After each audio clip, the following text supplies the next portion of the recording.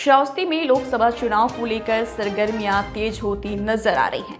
वहीं श्रावस्ती लोकसभा में बीजेपी दो भागों में बढ़ चुकी है, जहां पर केंद्रीय चुनाव समिति के द्वारा घोषित प्रत्याशी साकेत मिश्रा का जोरदार बहिष्कार शुरू हो गया है, तो वहीं भाजपा कार्यकर्ता स्थानीय प्रत्याशी की मांग पर अड़े हुए हैं। कहा कि अगर स्थानीय प्रत्याशी पार्टी ने नहीं भेजा तो हम लोग बीजेपी के मतदान का बहिष्कार करके नोटा को वोट देंगे। गांव से और कुछ पार्टी पदाधिकारी भी बताए जा रहे हैं। इसमें आपको ज्ञापन सौंपा है, किस संबंध में ज्ञापन है? नहीं, पार्टी का कोई पदाधिकारी नहीं। ज्ञापन जो सौंपा है, इन कुछ अपने ग्रामीण बंधु हैं तो इनका स्थानीय स्तर पर प्रत्याशी की मांग है।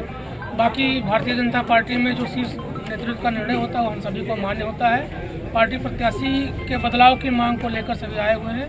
इनमें पार्टी का पदाधिकारी कोई नहीं है। क्योंकि विगत 5 वर्षों से हम बाहरी प्रत्याशी को झेलते हुए हम सभी श्रावस्ती लोकसभा के क्षेत्रवासी आ रहे हैं और वही गलती फिर जो है पार्टी वाले कर रहे हैं कि जो है आपकी भारतीय जनता पार्टी से बाहरी प्रत्याशी को हम लोग के बीच दे दिए हैं।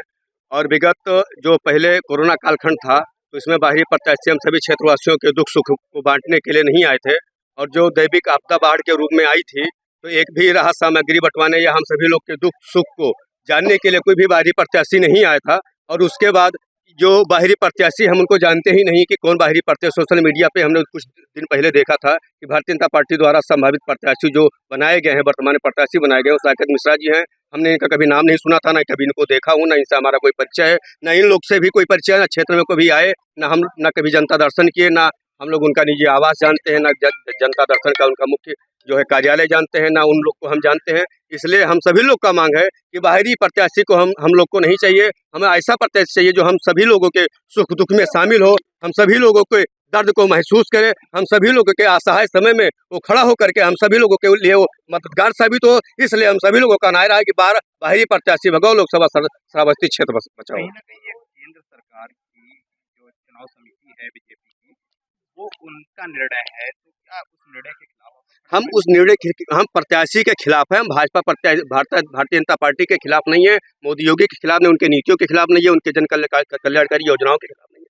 हम भारतीय जनता पार्टी श्रावस्ती लोकसभा में जो आए दिन हम सभी लोगों का हनन करते हैं, हम सभी लोगों का वोट लेकर के जा करके वो फ्लाइट मोड पे हमेशा रहते हैं। इसलिए हम जो है सब जो प्रत्याशी बनाएंगे प्रत्याशी का विरोध कर रहे हैं, भारतीय जनता पार्टी मोदी योगी के नीतियों का विरोध नहीं कर रहे हैं। अगर पार्टी हम लोग बीजेपी के कार्यकर्ता हैं, मोदी जी के परिवार के हैं, लेकिन जब भी लोकसभा की बात आती है तो यहाँ का जो क्षेत्रीय नेता होता है वो 5 साल जुटा रहता है, 5 साल हम लोग के दुख पीड़ा में शामिल होता है।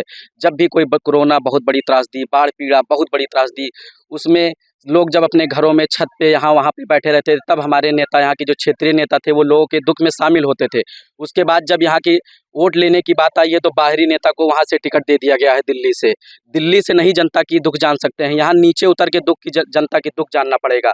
और उसके बाद हम लोग मोदी जी का और भाजपा पार्टी के बहुत ही प्रिय कार्यकर्ता हैं और हम लोग उनके साथ हमेशा से जुड़े रहना चाहते हैं, लेकिन हम लोग बाहरी प्रत्याशी को वोट नहीं देना चाहते हैं, क्योंकि वो यहाँ से वोट ले लेने के बाद में फिर दोबारा लौट के नहीं आएंगे। यही पिछले पंचवर्षीय में हुआ है और ये फिर होगा, ये हम होने कतई नहीं देंगे। अगर प्रत्याशी को नहीं बदलते हैं तो हम लोग पूरे 58 लोकसभा श्रावस्ती हम बहिष्कार करेंगे, नोटा बटन दबाएंगे, कोई नहीं रहेंगे हम लोग साथ में।